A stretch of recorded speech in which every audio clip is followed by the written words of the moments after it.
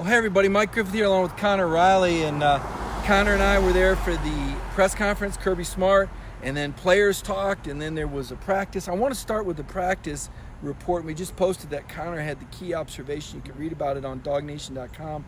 Connor, what were your thoughts when you looked out in the secondary? Maybe not the lineup you would have expected? Well, so we got a brief look at team going through drills. We didn't quite get to see the first team, but we saw the second team, and a guy who started 11 games last year, Tyson Campbell, was running with the second team. He was a cornerback along with Tyreek Stevenson. That leads us to believe that DJ Daniel is right now the starting cornerback opposite Eric Stokes. Daniel is a guy who came in the winter, really impressed Kirby Smart. He made the most of some of those bowl practices working against guys like Riley Ridley and Mecole Hardman.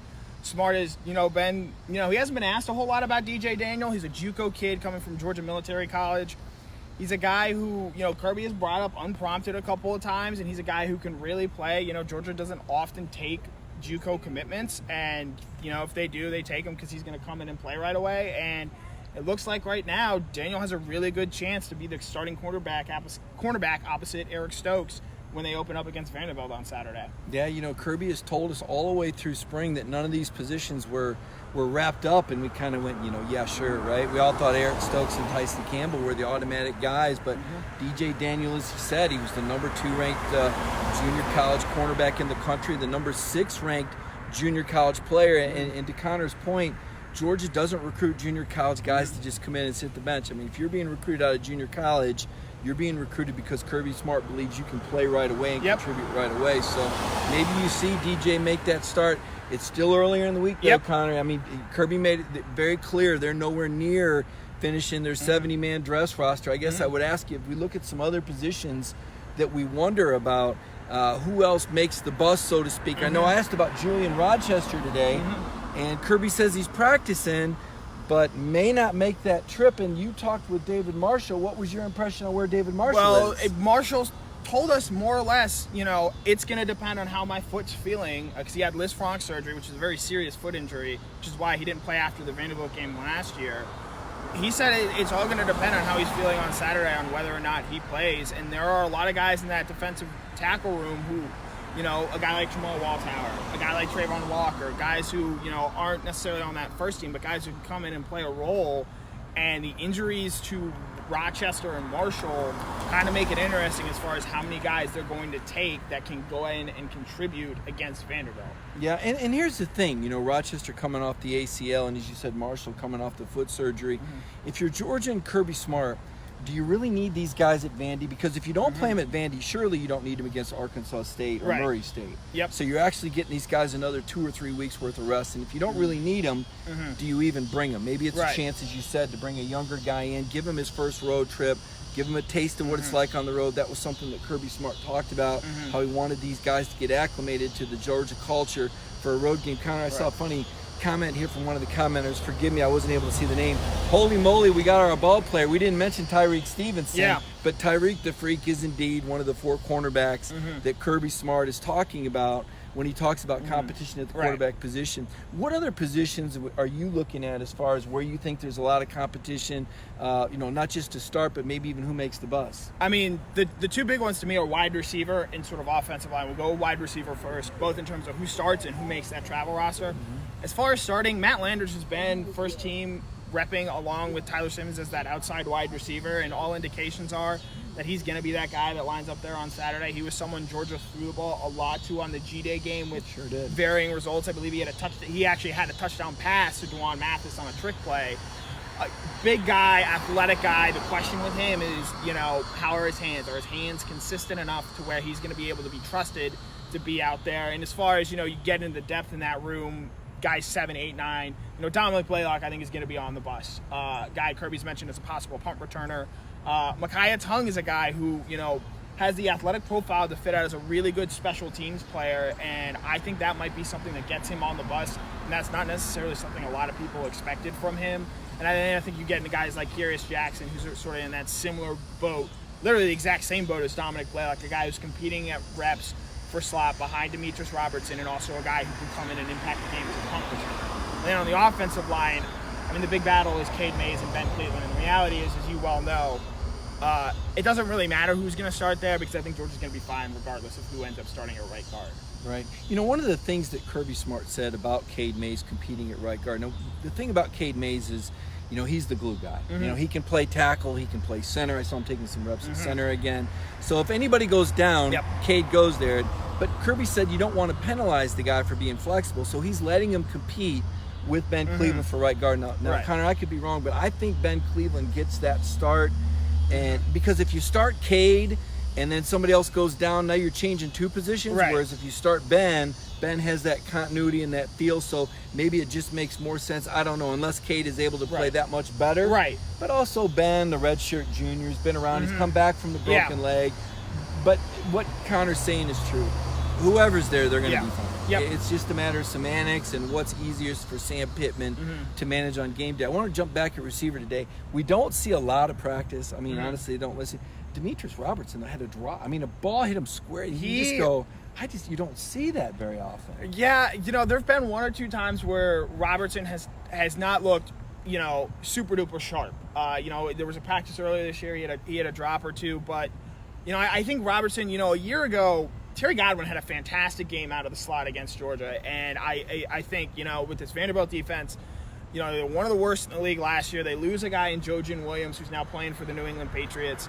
This is a team that defensively I think can be had, and I think it would not shock me at all if a guy like Robertson had a big coming out party as a wide receiver, because a year ago he had a 70-yard touchdown run in the opening game against Austin Peay and was not heard from afterwards. I think this time we hear a lot from Demetrius Robertson in this Vanderbilt game. Yeah, it's a kind of an important game for this receiving core to get off to a good start with. And, you know, that's kind of a question a lot of people have asked. What if Georgia gets ahead? I mean, how much are they going to continue to throw the ball? Because on the one hand, we know that Kirby Smart's not the kind of guy that runs it up. But on the other hand, Jake Fromm needs to get game reps with these receivers, Connor. So I guess I would ask you, if you beat Kirby Smart, tell me it's 31-10 at halftime. When do you start thinking about taking Jake Fromm out of this football game? Given just the depth behind him, I think you leave. If it's 31-10, you know, let's say they go out, they score a touchdown, it's 38-10. I think you want to see another score. You see him get to 40, get, you know, 3-4 touchdowns or 4-5 touchdowns in there, because as we saw in a Super Bowl not too recently, 28-3 might not be enough to win you a game. So, you know, and Fromm, I'll be interested in the run-pass splits in this game. You know, Swift is a guy who we're going to be watching his injury status and how much he carries the ball, especially in games where Georgia should be pretty heavily favored. Samir White is a guy that still, as much as Kirby and teammates have raved about him and where he is physically, they're still going to be incredibly cautious with him. And I think this Vanderbilt game, it's going to be important for Jake and those wide receivers to sort of get on a similar page. And it would not surprise me at all, even though Georgia's going to be one of the best rushing teams in the country this year, if Georgia ends up with more passing yards in this game than rushing yards. Wow, pretty interesting. That's a pretty interesting statement to make there, Connor. I'm not sure. You know, Kirby Smart talked about how they were outrushed by Vanderbilt in the first half last year. What Kirby didn't tell you was that Vanderbilt got their 91 yards on 19 carries and Georgia got their 56 yards on 7 carries. So Georgia was still averaging basically what was happening. And I think this is kind of what's going to happen on Saturday. You're going to see Derek Mason load the box. He's going to put 8 guys near the line of scrimmage, and he's going to say, if you're going to beat me, you're going to beat me through the air. And Kirby's going to be stubborn about it, and Jake's going to be stubborn about it, and they're going to go, no, we're going to run it anyway, because Kirby believes that there's a wear-down effect and that power football is the way to go. And the worst thing that could happen for Georgia in a game like this, Connor, would be an early turnover. You know, because you're playing a team, you know you're better than, you know you're deeper than. The last thing you want to do is give Vanderbilt any sort of early momentum. So I thought it was interesting today when Kirby made a comment. We asked him about havoc. And he said a lot of people think havoc means pressure, but it's really just knocking down balls. And I'm thinking, I think havoc does mean pressure. And maybe Kirby's just letting you know that they're not going to turn him loose against Vandy. Yeah. Again, everyone on this, both, I think Kirby will admit this, and fans as a whole, Brandon Adams certainly, they want to see more sacks. 24 sacks a season ago. I think something like 4 or 5. I think, you know, a decent amount of those came in the Alabama and Texas games. During the regular season, Georgia was actually last among SEC teams in sacks. So that's something that, you know, they just naturally want to see more of. And I think when he's saying, you know, knocking down balls, interceptions, and things like that, a havoc play to me, like if you hit the quarterback and it forces an errant pass and that gets knocked down and tipped, even though on the stat sheet that doesn't show up as a sack or as a tackle for loss, in my definition of havoc, and you know, defensive players all have their own one, that is still a havoc play to me. And I think with this secondary that Kirby Smart has been quietly very bullish on, I think there's a chance we see a lot of deflections, a lot of tip passes, and in all likelihood, a lot of interceptions this year from the secondary. Yeah, and one of the flip sides, when we're talking about the sack, ratio being down so far, what was really up was Georgia actually led the league in the fewest plays of over 20 yards given up. They'd only gave up 21, whereas I think the second place teams were LSU and Florida gave up 59. So there was a flip side to that. Yes, they didn't have the destructive 18-yard sack, forced the fumble, but it was really hard for teams to make plays on Georgia, deep plays, and so they had to sustain drives, and that requires a lot of consistency. Not a lot of teams were able to do that. Jake Fromm made a comment, and I teased it a little bit on the headline today. Jake Fromm made a comment today more than once. He said, we want to play fast and physical. So just for the heck of it, I looked up the rate of play and where Georgia ranked last year. Would you believe, Connor, that Georgia Tech ran more plays per game last year than Georgia with their triple option? I would believe that. I believe looking at some of my own, some other numbers in terms of percentage of plays run. In the last 2 years with Jake Fromm as quarterback, Georgia has run the ball in both seasons more than 60% of the time. In terms of pass plays called, Georgia ranks in the bottom 25 teams in the country. So, I think that number is going to change this year in part just because of what the offense has with Fromm now back in his third year. And also, it's a little different of attack. They might not have necessarily the runner like Holyfield, who is truly just a bruiser, a body blower. And I know everyone's going to mention Zamir White. I'll be interested to see if White gets that kind of workload. Maybe just not at this stage of the season. Not at this stage of the season. And I think, with the guys they potentially have on the outside, guys like James Cook, Blaylock, Robertson, guys, who are a little bit faster, a little bit quicker. Tyler Simmons, even though he's an outside receiver, that guy can go. Oh, yeah. That's so, I wonder if we do see a faster offense this year. And I think that actually is really going to suit what Fromm does well, because in high school, he was cutting up every Georgia high school team in the state, playing sort of that quick tempo, get the ball out, spread it around your wide receivers. I've been really impressed with Jake Fromm in the 2-minute offense, and I've always wondered why they just don't go tempo more often, but again, Kirby Smart likes to wear you down. He's a defensive-minded coach. It's about don't get yourself beat. It's about high-percentage football. But I do think with James Coley and Jake Fromm that they might let him loose a little bit this year. Go ahead and turn the tempo up, especially with the types of passes they're going to be having to those running backs. That's what I see as far as the passing game, Connor. I think there's going to be a controlled passing game. But don't forget about number 83, George Pickens. I think he's the most talented receiver on this team. Yep. Maybe the most talented freshman receiver I've ever seen. What is your over-under? I'm going to put you on the spot here. Okay. Connor and I were playing this over-under game earlier. I think I'm going to write it. I'm going to steal some of the ideas that were going around the room. What's your over-under on George Pickens' catches and yards against Vanderbilt? I will set the over-under at 3.5 catches for 49.5 yards and half of a touchdown. All right, I'm going to go with the under on count. I'm going to go with 3 catches for 81 yards and a touchdown. I think he's going to get a deep ball. If that happens, I think Georgia fans will be through the roof. I've got a story coming on Zamir White tomorrow morning about he's the guy I think most Georgia fans are excited to see this coming Saturday. George Pickens is a clear number 2. That guy, they have not had a wide receiver of, just his physical gifts since A.J. Green. I'm not saying he's as good as A.J. Green or better than A.J. Green, but that is the neighborhood in which freshman George Pickens resides. Well, you don't have to say it. Richard LeCounte has said it, and Jake Fromm said it. I mean, it's not the media blowing. And you guys saw the catch, the one-handed catch that Kirby tried to play off when we asked him. Well, there were a lot of catches. But Coach, the video got out, and I think we might have caught Kirby trying to downplay that a little bit. I'll tell you who I'm excited about. I got to ask this today. What position group are you the most excited about? And, not really receiver, just because I kind of know what Pickens can do. And I think that's going to be kind of a nails on the chalkboard type of thing early. There's going to be some times we're going to wince, and Jake's going to throw it one way, and one of these young guys is going to go the other.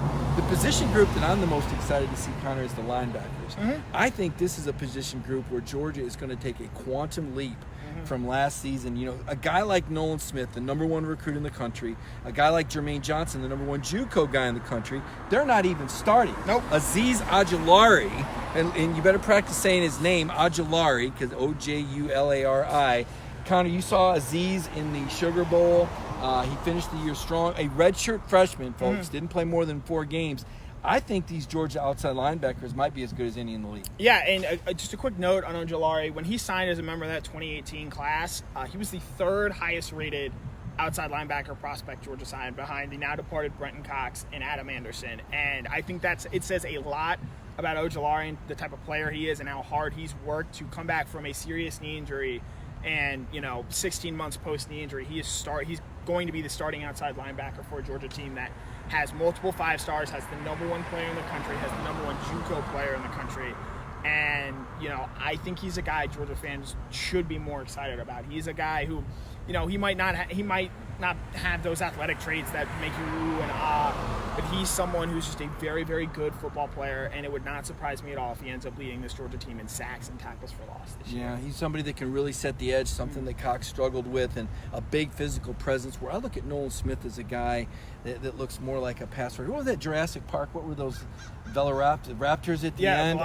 Nolan Smith looks, the guy is fast, big, strong. He's every quarterback's nightmare. He's a name that you're going to hear a lot more of, and I'm really excited to see what Nolan Smith does. And then inside linebacker, I think this really cost Georgia at the end of the year. I think they beat Alabama if Monty Rice plays. When they lost Monty Rice, Monty was leading the team in tackles at that time, and Monty is bigger, stronger.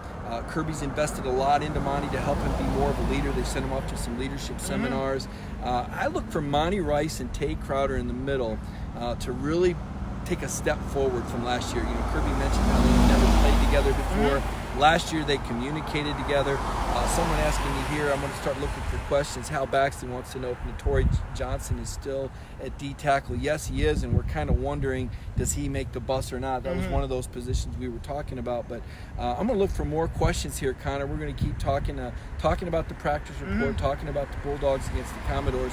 If y'all have any questions now, I'm checking out the screen. I can see your questions, and Connor and I will do our best to answer your question. A recruiting nugget, that's a Jeff Sentell thing. I'm not even going to pretend. I know Connor watches that a little bit. The last time we talked with Jeff about Evans was last week, Connor. What was he saying about the Evans kid and where Georgia's at? So here's the thing with Zach Evans. A commitment could be coming. It could not be coming. There was the report that he wanted to make a surprise announcement, and that surprise somewhat got spoiled on Wednesday when it seemed like just about everyone on the internet figured, he's going to Georgia. If he does commit to Georgia, it could happen next month. It could happen in October. Who knows? This recruitment is going the distance. We will not know where Zach Evans is going until he shows up on said campus. He could change his mind at one of the All-American games, and even I don't think this is going to be the norm. But we saw with Brew McCoy last year, who was a 5-star athlete out of the Los Angeles area, commits to USC in an All-American game, then goes to Texas and enrolls at Texas, and then spring practice ends and he's back at USC. So, this Evans commitment, he is worth the headache and hassle that some fans, might not want. He is the #1 running back in the country. He is a true athletic marvel. He was the best player on the best team in the highest classification in Texas a year ago, and he's a guy who Kendall Milton wants very badly, who's Georgia's other 5-star running back who looked really good this weekend against a really talented team out in California. And if Georgia gets him, and if they get Evans, it's RBU all over again. It's just another brick in the wall in the RBU wall. And who wouldn't want to run behind this line? I saw some questions on there about Quay Walker. He'd been getting some second-team reps with Kobe Dean out. Dean is back, but practicing. Connor says he's less than 100%. Kirby even said he's got more rehab left to go. You might see Quay Walker get some playing time. He needs to take advantage of this. He's in there with Channing Tindall. Tindall had been with the 2s. You said he saw him some with the 3. I saw a question as well about run the ball. I think Zamir White's going to get some carries, Connor. Where would we put the Zamir White over-under on carries for this game? 7.5. That's my number. Do they throw the ball to him? And I don't think we. Now we heard he had some really nice catches in the first scrimmage. I don't think we see Zamir White the pass catcher in this game. I think we might see a lot more of James Cook in that role, especially to sort of reward him after all indications are he's had a really good offseason, especially after how his 2018 season ended with him in an injury and him not playing a whole lot down the stretch. I think we're going to see them sprinkle Zamir White in a little bit here and there. And if I could make a rather bold prediction, he might break like one 25-yard run or an even longer run. That's a bold prediction. And if that happens, you will not see him the rest of the game. They're going to put the cover back on that car and put it in the garage and try to keep it as quiet as possible before that Notre Dame game, because that is the game I think Zamir White announces himself on a national stage. Okay, I saw a couple questions from William Gray there asking about Blaylock. Blaylock back returning punts today at practice. Still number 3 in the slot. In the rotation, another guy that could get 2 or 3 catches. I guess, Connor, I'm a little surprised that Blaylock hasn't emerged a little bit more. Now, there's some good receivers ahead of him. Karis Jackson's a talented guy, and obviously Demetrius Robertson was a freshman All-American just a few years ago at Cal. Any concern for Dominic Blaylock at this stage of the season, or is Kirby just wait until this kid learns the ropes? I think Dominic Blaylock knows the ropes, and I think they're trying, like they are with some other players, I think they're trying to keep him under wraps in terms of what he can bring and what he can do. If you've watched me and seen me on other platforms, you know how high I am on Dominic Blaylock, a guy that produced at the highest level of Georgia high school football a year ago, comes from a really good athletic background. His two brothers played at Kentucky. He's a very, very good football player, and I think he is someone who can really help this wide receiver room. And not just as a wide receiver, he was a guy who last year for Walton did some stuff for them out of the backfield in sort of a wildcat formation. I think he's a guy, and that's why you're seeing him get reps at punt returner. I think he's a guy that Georgia's over the course, maybe not in his Vanderbilt game, but over the course of the season, you're going to find ways to get the ball in his hand. Yeah, I saw a question about Eli Wolf there a little bit ago. Eli Wolf is a guy that's the fastest and the strongest of the Georgia tight ends, or at least that's how he tested out. Now, putting a weight bench and a track on a football field is not going to help you, but Eli was a receiver in high school who set high school records at his small Ohio school. He was not highly recruited at all. At Tennessee, he was in line to be the go-to guy. They ended up signing the number 1 JUCO tight end. Actually lost his playing time because he wasn't making weight. Jeremy Pruitt wanted him at more than 240 pounds. I mean, Tennessee had a line last year where they needed all hands on deck, and it really mattered what the tight end weighed. I look at Eli Wolf, Connor, as that guy that slides into Isaac Naugh's shoes. Now, I'm not sure he's going to get the targets that Isaac did, but I think he plays that mismatched position because Charlie Warner can do both. Charlie can get open and catch the ball, and he can block. So I think Wolf slides into that Naughta role. Again, not saying he's going to have that much impact or have 30 catches, but I wouldn't be surprised if Eli Wolf had between 15 and 20 catches and did enough. I know he's on the Senior Bowl watch list. You can see that list on Dog Nation. It was published this morning. There's 10 seniors that the Senior Bowl's looking at. And the Senior Bowl is code for the NFL. Just to explain how that works, the NFL runs the Senior Bowl, and they let the Senior Bowl know what players they want to see in the game. So if you're on the Senior Bowl watch list, that's the NFL talking to you right there. Someone asking about Fromm's deep ball. Kirby said that's actually one of the best balls that he throws. I thought the same last year. They just didn't. Jim Chaney just didn't call it a whole lot. James Bryant hit with an interesting question here. Do we think we're going to see 4 receiver sets out of Georgia?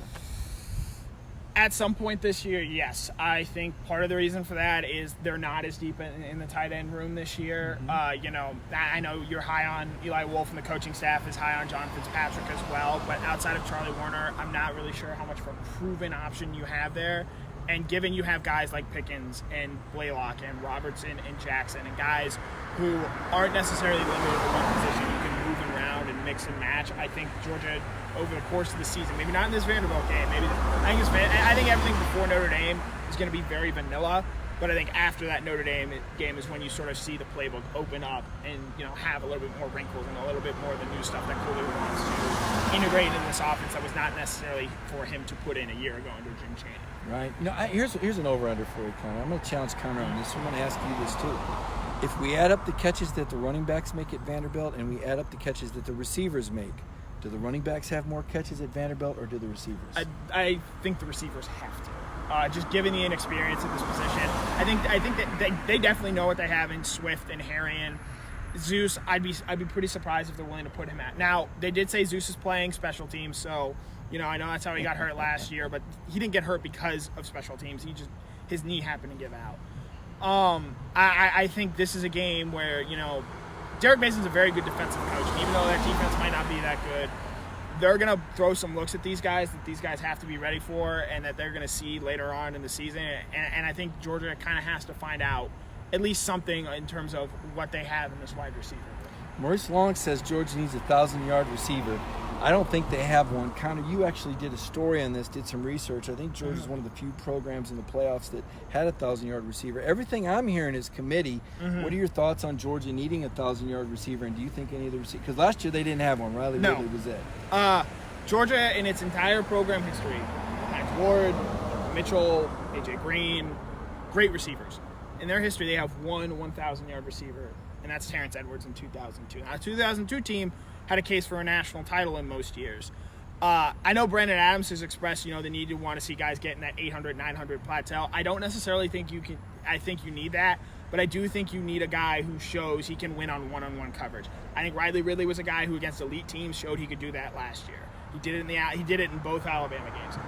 Right now, I don't know who that guy is on this team. Is it George Pickens at the end of the season? Is it Demetrius Robertson? Is it Tyler Simmons? Is it Matt Landers? I think Georgia needs to find a guy that can consistently win one-on-one matchups, and we're not going to find that out until probably the Tennessee game, because Tennessee is going to have a good secondary under Jeremy Pruitt. The Florida game where they're going against C.J. Henderson and Marco Wilson, the game you were at and you saw firsthand. And while it wasn't the greatest offensive spectacle of all time, I thought the defenses both played pretty well in that game. And then, probably against Alabama in the SEC championship game. They need guys who can win matchups in those games and not necessarily get that 1,000-yard number, or 800, 900, however many yards that is. Yeah, I would agree with Connor. I don't think they look at the numbers. That's not what they're looking at. Brad, we answered the Caden Ben question a little bit earlier. We don't think it really matters. We both think Ben's going to start, but that's only because Cade can play all the positions. Cade will play plenty of snaps. Red zone offense looking. Brandon wants to know. We don't know. We haven't seen it. Georgia wasn't bad in that area last year. They were 21st in the country. The problem was the year before, I think they were 4th or 5th, so there was a drop-off. And that had to do with losing Sony Michel and Nick Chubb. And you got to wonder if, you got to think certainly that Georgia's short game will be much better when you look at that offensive line. And I've seen some questions about Brian Herring, an interesting question posed earlier. Do we see 2 1,000-yard rushers? I say no, but I still think Brian Herring will have over 800 yards rushing this year, Connor. Can I give you a really bold prediction? Let's hear it. 3? I think there's a chance Georgia finishes with 0 1,000-yard rushes. Wow. I think there's a chance, DeAndre Swift, because of his injuries and ailments, they're going to monitor him all year. Yeah. And, he only finished with 1,049 yards a year ago. He needed every bit of those 14 games to cross that 1,000-yard plateau. They have a lot of guys they can spread the ball around to. DeAndre Swift, Brian Herring, and Zamir White, James Cook. It wouldn't surprise me at all if you kind of actually see something that you saw at Alabama a year ago, where you have 3 running backs all finish. Like Alabama a season ago, I have to double check the math on this, but I believe they did not have a 1,000-yard rusher, but they had 2 900-yard rushers and an 800-yard rusher. And, if you're haggling over 180 yards combined between 3 guys, I really don't think it's that big of a deal. I think Georgia's running backs are going to get plenty of carries, plenty of yards, and it won't necessarily always matter who it's going to come from. All right, saw a couple questions. Monty Rice talked about Monty earlier. He's looking good at inside linebacker. Look for him to be a team captain along with J.R. Reed on that defensive unit. Someone asked about Dwan Mathis, released to practice but not released for contact. Don't expect him to be on the bus. Expect him to be on the stadium. We'll monitor Dwan's health closely, as will the Georgia staff. I mean, the guy had his skull cut open on May 23rd. Yep. He's still recovering from that. What he's done, his recovery to this point has been remarkable. Yeah. I mean, he's out there running around throwing 60-yard bombs and looking every bit as fast as he did before. Right. If there's any more questions, Connor and I will do those, and we got to head out of here in a little bit. Does anybody else have any question for us? Otis Reese. Connor had an observation on Otis Reese today. I didn't get it in the notebook, Connor. Go ahead and share what you saw. Yeah, Otis Reese, interestingly enough, working with the 3rd team at safety. And that was a guy coming into the spring. A lot of people thought he could be a guy that pushes Richard LeCount for that starting safety spot. LeCount has locked that up. There's no question about it. He's going to be him and J.R. Reed starting at safety. And Reese is a guy who, a lot of people thought if he had a big spring and fall practice could really play his way into playing time. And it kind of looked like he hasn't done that. Christopher Smith is a guy this Georgia staff likes. Tyreek McGee is a guy this Georgia staff likes, and they can move those guys all over and around the secondary. And, Reese is going to have to show some of that promise that we saw a year ago. He's a big guy. He's a guy who's going to play in on run-stopping downs, because I think the reason why people may have wanted to see him Reese over LeCount is just because Reese is just a much better tackler than LeCount could ever be, just given he has 4 inches and 20 pounds on him. But, Reese is a guy who the coaching staff, I think, pretty clearly wants to see make strides in coverage and other aspects of his game. Yeah, and a lot of this has to do with matchups. Lewis Sine wanted to know about him. Not a real physical guy. You're not going to see Lewis in this sort of game, I don't think. Still got a ways to go. He's athletic. He's impressive. But Lewis is not physical. You could see that in some of the one-on-one hitting drills. He got ran over. Someone asked earlier about Tommy Bush, another guy that I don't think is going to be on the bus. He would be the 10th receiver. Kirby talked a little bit about how last year the receivers were so good on special team's units, whereas this year you've got all this surplus of linebackers. So maybe you see a couple more linebackers on the bus and a receiver less, and maybe you lose somebody else at another position. Someone asked about a two deep. No, there isn't one. Nope. The competition continues for Kirby Smart. He's making it really clear. Move Reese to inside linebacker.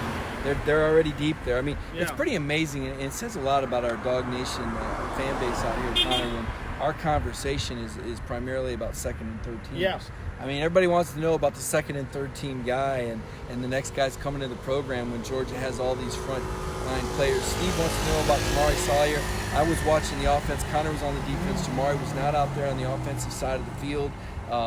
It kind of surprised me a little bit. It sounded like today that he's behind where Nakobe Dean is.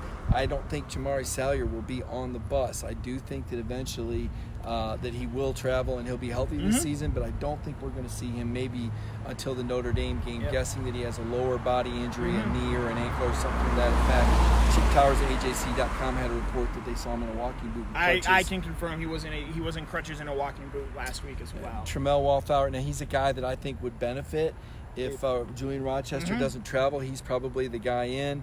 We're seeing a lot of questions about Lewis Sine. I say it again, don't think you're going to see much of him this early in the season. Just not real physical and bulked up right now, and there's better players and more experienced players ahead of him. So, Connor, we're going to wrap it up from here. I appreciate all the interaction. If you have more questions, go ahead and drop them down, and Connor and I will take a look at those a little bit later, see if we can jump in here and answer your questions. Star position, Michael Waters sneaking that question in on us. Mark Webb's been running kind of 1A and 1B with Devad Wilson. Kirby likes both of those guys right there. No chance that Blaylock redshirts. Look at me. I got to cut this. They're hitting us with all these questions, guys. We'll be back. We'll be back again tomorrow. We'll have a practice report. We'll have more copy for you. Connor's going to have a really good story on Zamir White in the morning. You're going to want to check out. So for Connor Riley, Mike Griffith from Athens, Georgia, everybody have a great Monday night. Enjoy. Now look at this, Connor. I got to turn the camera off. This is tricky.